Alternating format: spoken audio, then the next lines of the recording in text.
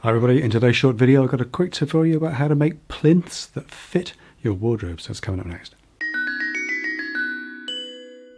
Hi everybody, I shot this quickly recently on my phone while I was doing my wardrobe build. I thought it was worth sharing on a Tuesday tip. Here you go. One of the things I prefer to do, especially when you've got a run of wardrobes like this, and we've got 3 doubles and top boxes above, is to actually put them in on a plinth. So you put a single flat base down, you can level that whole thing up, and then if you need to move the wardrobes around, everything's fine. You know, you can then wedge each individual wardrobe up a little bit if you need to. Some people prefer to put them up on adjustable feet. The trouble with that is that they then get quite difficult to move around. Anyway, I prefer to do them on plinths like this. And with a plinth like this, where it is very big, it is 3 double wardrobes, so 3.5 meters long, more or less. What I like to do is put down on the bench, I get the bases out first, and I put those down on the bench. I mark out literally on the bench where the ends of the bases come, and any overhang, any little bit of leeway or wiggle room where we get the scribes to come in. And I've got these marked out where the skirting board is, because this fits within the skirting board on a room.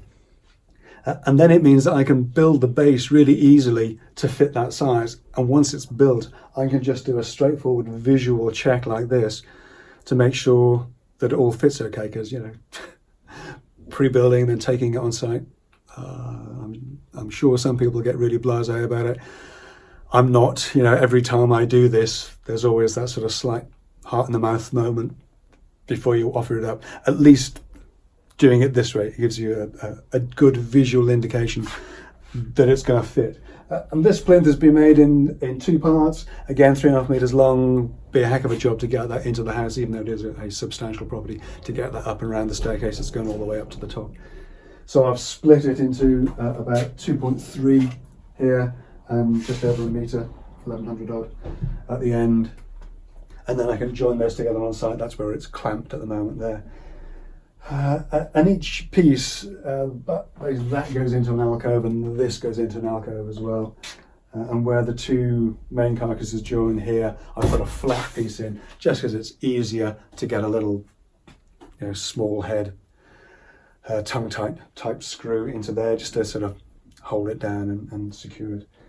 And the plinths themselves are really simple and straightforward to do. You may have seen me do these in other videos.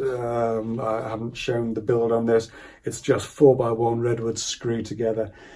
And again, you don't have to get these, you don't have to make them perfectly level and flat. The whole idea of them is that they can be made level and flat on site. Oops.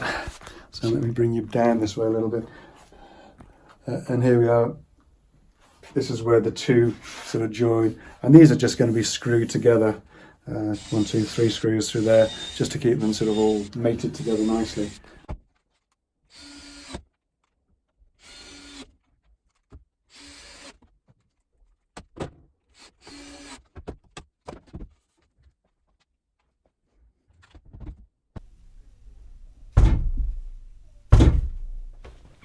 So yes, as simple as that. You literally take the bases of the cabinets and the carcasses that you're making, literally make a benchmark, and then you make your plinth to fit. I hope you found that useful. Hope you enjoyed it. Thanks for watching, and I'll see you next time. Take care.